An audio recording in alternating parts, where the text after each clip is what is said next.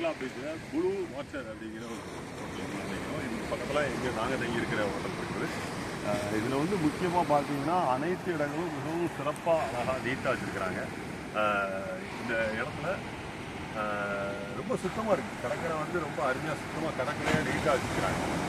மீனவர்கள் எல்லாருமே பார்த்தீங்கன்னா ரொம்ப நீட்டாக எல்லாமே கடற்கரை இதெல்லாம் மீன் பிடிக்கிற இடம் எல்லாமே இருக்குது. ஆனால் எல்லாத்தையும் ரொம்ப சுத்தமாக வச்சுருக்காங்க. ஒரு பிளாஸ்டிக் கேரி பேக் எதுவுமே இங்கே வந்து பார்க்க முடியல. ரொம்ப அருமையாக நீட்டாக மெயின்டைன் பண்ணுறாங்க.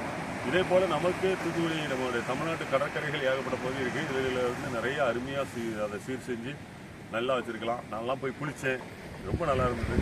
நம்ம கடற்கரைலாம் குளிக்க முடியாது, அந்த அளவுக்கு ரொம்ப மோசமான நிலைமையில் இருக்குது. ஆனால் இங்கே வந்து நல்லா குளிக்கக்கூடிய ஏரியாக்கள் நிறைய இருக்குது. அனைவரும் குளிக்காங்க. இதே போல் நம்மளுடைய கடற்கரையை சுத்தமாக வச்சா அந்நிய நாட்டு செலவாரியை ஈட்டலாம், அந்நிய முதலீடுகள் நமக்கு வர வாய்ப்பு இருக்குது. இதெல்லாம் நிறைய செய்யலாம். ஆனால் இது நம்ம அரசாங்கம் இதுக்கான நடவடிக்கை எடுக்கணும்.